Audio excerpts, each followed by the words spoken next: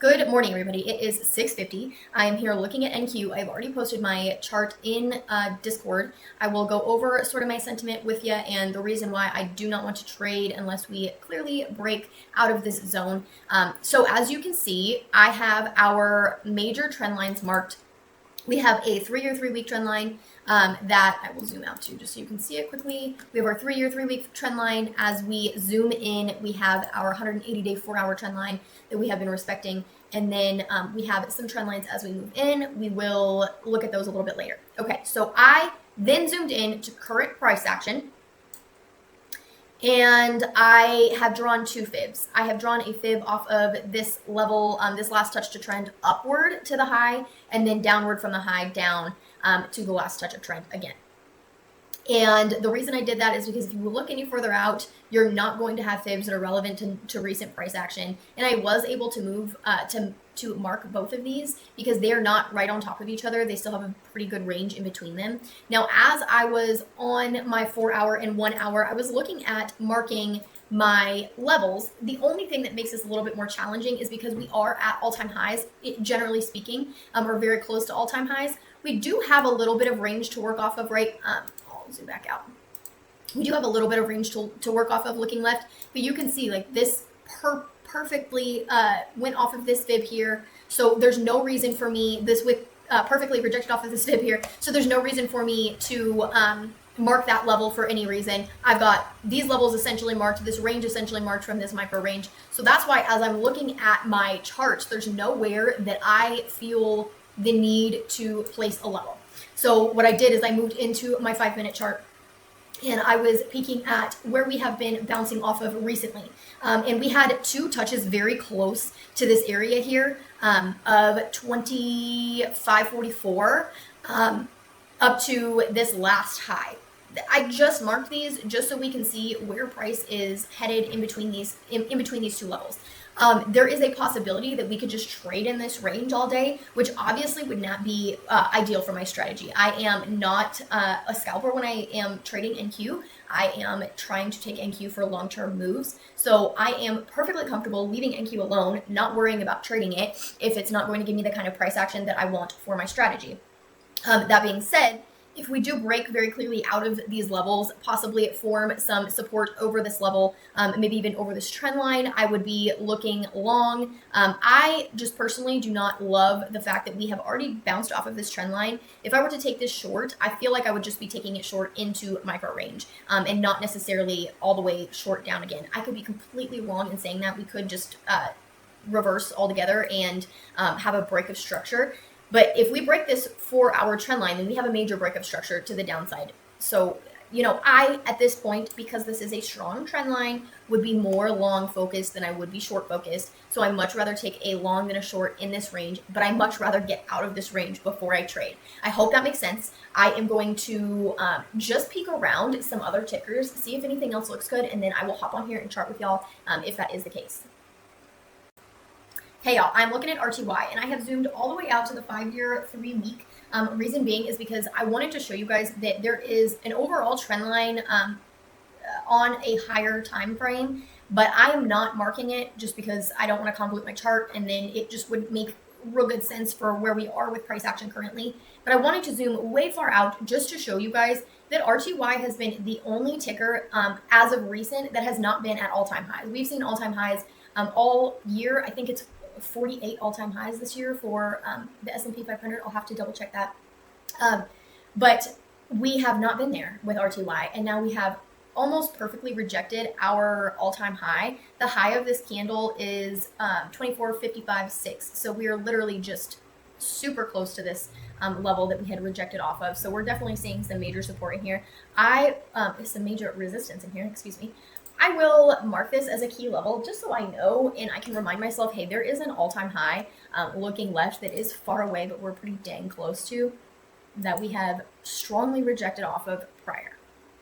I will fix this level. Normally, if I'm trading NQ, I do not mind my levels being just a range because NQ moves so much. Anything else, I'm very particular about where my price levels go because I think it matters. They don't much, so I'm more likely to respect actual values rather than just areas and zones. Okay, now I'm going to move into my 180-day 4-hour. And you can see this trend line I've marked here is not perfect. It's not my ideal sort of trend line. That being said, I have marked it from here so that you guys can see that we've had these 2 bounces. You can see we do have a little bit of a rejection off of this level already, so I didn't mind too much leaving those wicks just hanging out. I still marked it off of this candle here. It's not perfect. It's not the most perfect trend line by any means, but I do think that this is a solid trend line to play off of. Okay, as I have zoomed in, I have 2 fib levels marked. One from this low here. I know it looks a little wonky, but it's from this candle low, from our last touch to trend, our lowest touch to trend, all the way to our current high. And then I have a downward facing fib essentially into micro range because that's where we have currently bounced off of. I'm not saying that these fibs will not be broken. They could absolutely be broken and then retest this trend line before going to the upside. That being said, right now these fibs are still valid because these are 4-hour candles that have gone above and we've had a solid retracement there. So if we break back below this level, of course these fibs will not be valid. I just feel the need to say that since we are in this micro range here. Very similar to NQ. When I zoom in to the 5-minute, I have a trend line marked from this downward trend line here. It's not clear if you try to mark it from these levels. So recent highs down to currently, and then I have an upward facing trend from our low, kind of just bouncing. Now we're in this little wedged area. I will not be trading this unless it breaks out of this range. I will not post this either unless it breaks out of this range. I'll probably just reevaluate at my second trading session, which is 10:30 to 12. And I'll come back around that time, just see if RTY has anything to offer, see if NQ has anything to offer. I might look at ES. I'm going to try to branch out on my tickers a little bit and maybe take advantage of scalping RTY and ES, possibly looking into other sectors like the energies again and into metals as well. So I think I'm ready to sort of branch out. I have a really, really good feel for long-term continuations with NQ, and I now feel like I'm ready to sort of shift my main focus into scalping and finding those smaller time frame moves so that I can trade on a bigger picture level, but not every day. And I can just take those trades when they come to me, and I don't feel like I need to chase that at all. I am willing to get out of my comfort zone a little bit to find a little bit more security in being able to trade in range days and things like that. So that's my current viewpoint on kind of where I'm headed with my trading. I'm excited to hopefully give you guys some more trade ideas for things that are on, different tickers and things like that, and on smaller time frames. Okie dokie, I just took this trade with the group. I'm just going to recap it quick, go over kind of what I was going through when I was taking the trade and why I made a bit of a mistake and could have entered earlier but did not. I don't know, it's a little juxtaposed because I have 2 sort of views on it. One, this was a very, very clean trend line break from a overall trend line that is also valid on our 1-hour time frame. So it wasn't just a 5-minute trend line break. I probably could have taken this long in here. This is actually an A+ entry for me. This is perfect, and I wish I would have seen it. I don't know if I was not at my desk. I'm completely unsure how I did not see this. That being said, this would have been a perfect entry. After we saw this trend line break, I would have been more long focused than able to use this as my risk. I wouldn't have moved my stop loss up until we got near this fib range, and then I would have been moving my stop with the play exactly as I was. So I would have made, probably triple what I just made, which is fine. No FOMO, just more so awareness more than anything. But I taken this entry. Our fib level is very close to 2680. So I took this at 20,683. Not a bad entry as far as my fib goes, about 5 points off from the fib level itself. And again, these are not perfect. It's more of a zone. I'm just watching price action when we come near those levels. So that being said, I did end up getting stopped out. I tried to move my stop up to the low of this doji, and as I was moving it up, we started flushing so quickly that I lost a little bit of profits, and I was a little bit closer to the low of this candle here, but that's okay. Just something to think about in the future. I'm trying to get a little bit better about just moving my stop up with each candle and not allowing myself to withstand too big of pullbacks, especially because I just decided to start a top step combine. So part of the reason that I had was a little distracted this morning is because I just got a top step combine up. I have messed around with the combines before. That being said, I've never, committed to top step when I was with prop firms. I was with Apex, and then I completely stopped prop firms when everything kind of went down with Apex. That being said, I just wanted to explore it and see if I could maybe get a little bit more comfortable scalping and stuff like that and not risking my own capital with that. I want to just branch out and get a little bit more comfortable with the market as a whole and price action and price movement as a whole. So in all today, I think I took 5 contracts of MNQ on my prop account.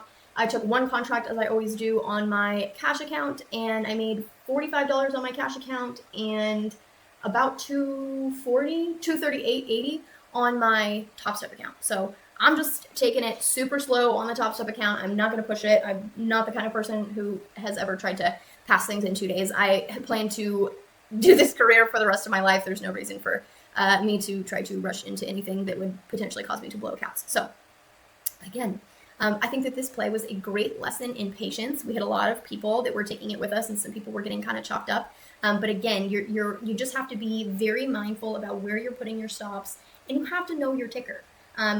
Get comfortable with your ticker. Get comfortable with whatever is best for your brain. I really like the continuous movement of NQ and how fluid it is. And to me, even though it is such a big mover and sometimes gives you these really large pullbacks, the movements to me overall make sense, and I feel like they're easy to read. Now, that being said, when I first looked at NQ, I didn't feel like that at all.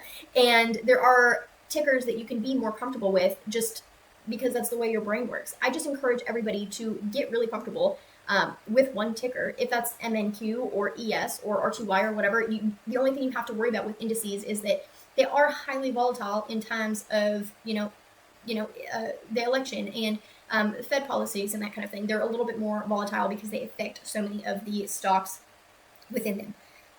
Anyhow, I just wanted to button that up. I hope everything makes sense as to why I took that trade and how I was just trailing my stop up. I'm just trying to get a little bit better about taking what the market gives me rather than trying to go for those super large moves. If the large moves play out, that's fantastic. But I am, again, just wanting to get a little bit more comfortable with scalping and that kind of thing. I did not look at RTY at all after, but I'm going to leave that charting in there just so you guys can see it and sort of see my sentiment.